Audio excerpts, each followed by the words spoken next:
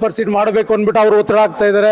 ಅಧಿಕಾರಿಗಳು ಇವಾಗ ಅಲ್ಲಿಗೆ ಬಂದಾಗ ಅವರು ಹೇಳ್ತಾ ಇದ್ದಾರೆ ನಿಮ್ದೇನು ಇಲ್ಲ, ನಮ್ಗೆ ಒತ್ತಡ ಇದೆ ಅಂತ ಅವರು ಹೇಳ್ತಾರೆ. ಸರ್ಕಾರವನ್ನು ಇಟ್ಕೊಂಡು ಒಂದು ಸಹಕಾರ ಸಂಸ್ಥೆನ ನಾನು ಹೇಳೋದು ಈ ರೀತಿ ಮಾಡೋದು ಕಳಶಪ್ರಾಯ ಅಲ್ಲ.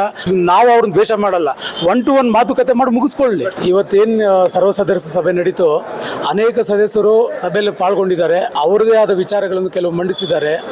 ಆಮೇಲೆ ಯಾರೇ ಸಲಹೆ ಸೂಚನೆಗಳು ಕೊಟ್ಟಿದ್ದಾರೆ, ಮುಂದಿನ ದಿನದಲ್ಲಿ ನಮ್ಮ ಮಾಸಿಕ ಸಭೆಯಲ್ಲಿ ಅದನ್ನೆಲ್ಲ ಇಟ್ಕೊಂಡು ಯಾವ ಹಂತವಾಗಿ ಅದನ್ನು ಕಂಪ್ಲೀಟ್ ಮಾಡೋದ್ರ ಕಡೆ ನಾವು ಗಮನ ಹರಿಸ್ತೀರಿ ಎಂದು ಈ ಮೂಲಕ ತಿಳಿಸ್ತಾ ಇದ್ದೀರಿ. ಆಮೇಲೆ ಈ ಒಂದು ಸಂಸ್ಥೆ 1951ರಲ್ಲಿ ಪ್ರಾರಂಭವಾಗಿ ದಿವಂಗತ ಸಾವುಕಾರ ಶರಬಣ್ಣವರು, ಸಿದ್ದಲಿಂಗಯ್ಯನವರು, AP ರಾಮಯ್ಯನವರು ಇವರೆಲ್ಲರ ಒಂದಿಗೆ ಅನೇಕ ಜನ ಮಹನೀಯರು ಈ ಸಂಸ್ಥೆಗೆ ಭದ್ರ ಬುನಾದಿಯನ್ನು ಹಾಕಿದ್ದಾರೆ. 1950ರಿಂದ ಯಾವ ಆಡಳಿತ ಮಂಡಳಿ, ಬೋಧಕೇತರ ಸಿಬ್ಬಂದಿ ವರ್ಗದವರು ಈ ಒಂದು ಸಂಸ್ಥೆಯನ್ನು ಬೃಹತ್ ಆಳದ ಮರದ ರೀತಿಯಲ್ಲಿ ಬೆಳೆಸಿದ್ದಾರೆ. ಅವರೆಲ್ಲರಿಗೂ ನನ್ನ ಹೃದಯಪೂರ್ವಕ ಅಭಿನಂದನೆ ತಿಳಿಸುತ್ತಾ ಈ ಒಂದು ಶಾಲೆಯಲ್ಲಿ ವಿದ್ಯಾರ್ಥಿಯಾಗಿ ಒಬ್ಬ ಅಧ್ಯಕ್ಷರಾಗಿ ನನ್ನನ್ನು ಆಯ್ಕೆ ಮಾಡಿದಂಥ ಸರ್ವ ಸದಸ್ಯರಿಗೂ, ನನ್ನ ಆಡಳಿತ ಮಂಡಳಿಯ ಎಲ್ಲ ನಿರ್ದೇಶಕರಿಗೂ ನಾನು ನನ್ನ ಹೃದಯಪೂರ್ವಕ ವಂದನೆಗಳನ್ನು ತಿಳಿಸ್ತಾ ಇದ್ದೀನಿ. ಸಭೆಯಲ್ಲಿ ಕೆಲವು ಸಮಸ್ಯೆಗಳು ಬಂತು. ಈಗ ಅವರು ಹೇಳೋ ಸಮಸ್ಯೆಗಳು ಕೆಲವು ಮುಂದಿನ ದಿನಗಳಲ್ಲಿ ಪರಿಹಾರ ಆಗ್ತದೆ. ಎಲ್ಲರೂ ಹೇಳಿದ್ದು ಬಹಳ ಮುಖ್ಯವಾಗಿ ICS ಸಿಲೆಬಸ್ ಮುಂದೆ ಇಂಪ್ಲಿಮೆಂಟ್ ಮಾಡಬೇಕು, CBS ಸಿಲೆಬಸ್ ಇಂಪ್ಲಿಮೆಂಟ್ ಮಾಡಬೇಕು. ಯಾಕಂದರೆ ಇಲ್ಲಿ ಓದೋದು ಬಡ ಮಧ್ಯಮ ವಿದ್ಯಾರ್ಥಿಗಳು. ಇಲ್ಲಿ 1620 ಜನ ಸದಸ್ಯರು ಸಕ್ರಿಯವಾಗಿದ್ದಾರೆ. ಆ 1620 ಜನ ಸಕ್ರಿಯ ಸದಸ್ಯರಲ್ಲಿ ಅವ್ರ ಕುಟುಂಬದವರು ಯಾರು ಇಲ್ಲಿ ಮಕ್ಕಳು ಓದಿಸಲ್ಲ. ಉದ್ದೇಶ ಏನಂದರೆ ಇಲ್ಲಿ ಸ್ಟೇಟ್ ಸಿಲೆಬಸ್ಸು. ಆದ್ದರಿಂದ ಬಡ ಮಕ್ಕಳು ಓದಲಿ ಅನ್ನೋದು, ICS ಸಿಲೆಬಸ್ ತರಬೇಕು ಅನ್ನೋದು ನಮ್ಮದು ಒಂದು ಮೂಲ ಉದ್ದೇಶ.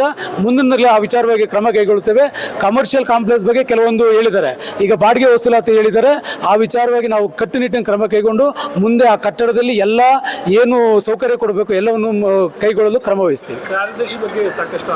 ಈಗ ಕಾರ್ಯದರ್ಶಿ ಬಗ್ಗೆ ಸುಮಾರು 8-10 ವರ್ಷದಿಂದ ಅದೇ ಮಾಡ್ತಾ ಇದ್ದಾರೆ. ಕಾರ್ಯದರ್ಶಿ ಈಗ ಅದು ಮಾಡಿದ್ದಾರೆ ಇದು ಮಾಡಿದ್ದಾರೆ ಅಂತಾರೆ, ಅಧಿಕಾರಿಗಳು ಕೊಡ್ತಾರೆ.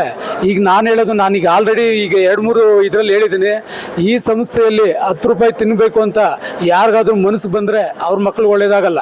ಇಲ್ಲಿ ಯಾರು ನಿರ್ದೇಶಕರಿದ್ದಾರೆ ಅವ್ರ ಕೈಯಿಂದ ದುಡ್ಡು ಹಾಕ್ಕೊಂಡು ಇಲ್ಲಿ ಅಭಿವೃದ್ಧಿ ಮಾಡ್ತಾ ಇದ್ದಾರೆ. ಇಲ್ಲಿ ದುಡ್ಡು ಪೋಲಾಗಿದೆ ಅಂತ ಏನಾನ ಇದ್ರೆ ಇವತ್ತು ಏನು ದಾನಿಗಳು ಇವತ್ತು ಕೋಟ್ಯಾಂತರ ರೂಪಾಯಿ ಕೊಟ್ಟಿದ್ದಾರೆ, ಅವ್ರು ಯಾಕೆ ಕೊಡ್ತಾ ಇದ್ರು?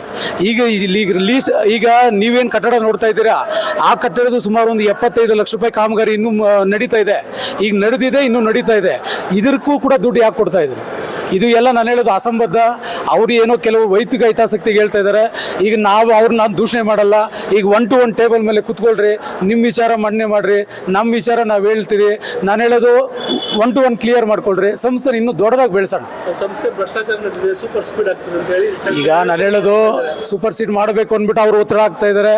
ಅಧಿಕಾರಿಗಳು ಇವಾಗ ಅಲ್ಲಿಗೆ ಬಂದಾಗ ಅವರು ಹೇಳ್ತಾ ಇದ್ದಾರೆ ನಿಮ್ದೇನು ಇಲ್ಲ, ನಮ್ಗೆ ಒತ್ತಡ ಇದೆ ಅಂತ ಅವರು ಹೇಳ್ತಾರೆ. ಈಗ ನಾವು ಅಧಿಕಾರಿಗಳನ್ನ ದೂಷಣೆ ಮಾಡಲ್ಲ. ಈಗ ಸರ್ಕಾರವನ್ನು ಇಟ್ಕೊಂಡು ಒಂದು ಸಹಕಾರ ಸಂಸ್ಥೆನ ನಾನು ಹೇಳೋದು ಈ ರೀತಿ ಮಾಡೋದು ಕಳಶಪ್ರಾಯ ಅಲ್ಲ. ಮುಂದಿನ ದಿನಗಳಲ್ಲಿ ನಾವು ಅವ್ರನ್ನ ದ್ವೇಷ ಮಾಡಲ್ಲ, 1-to-1 ಮಾತುಕತೆ ಮಾಡಿ ಮುಗಿಸ್ಕೊಳ್ಳಿ. ಈಗ ಆಯ್ತು, ಸೂಪರ್ಸೀಡ್ ಮಾಡಲಿ. ಹೋದ್ಸಲಿ 29C ಸೂಪರ್ಸೀಡ್ ಮಾಡಿದ್ರು, ಮತ್ತೆ ಹೈಕೋರ್ಟ್ ನಮ್ಗೆ ಸ್ಟೇ ಕೊಡ್ತು. ಈಗ ಅವ್ರ ದಾಟಿಯಲ್ಲಿ ಹೇಳ್ತಾರೆ. ಮುಂದಿನ ದಿನಗಳಲ್ಲಿ ನಾವು ಕಾನೂನಾತ್ಮಕವಾಗಿ ಏನು ಬೇಕೋ ಕ್ರಮ ಮಾಡ್ತೀವಿ.